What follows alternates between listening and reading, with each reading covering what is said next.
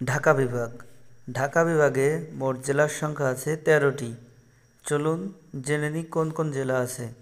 প্রথমে হচ্ছে ঢাকা জেলা, তারপরে গাজীপুর, নারায়ণগঞ্জ, নরসিংদী, মুন্সিগঞ্জ, মানিকগঞ্জ, টাঙ্গাইল, কিশোরগঞ্জ, ফরিদপুর, মাদারীপুর, শরীয়তপুর, গোপালগঞ্জ, রাজবাড়ী। ঢাকা বিভাগে সংসদীয় আসন আছে 73টি। চলুন দেখে নিই কোন জেলায় কতটি আসন আছে।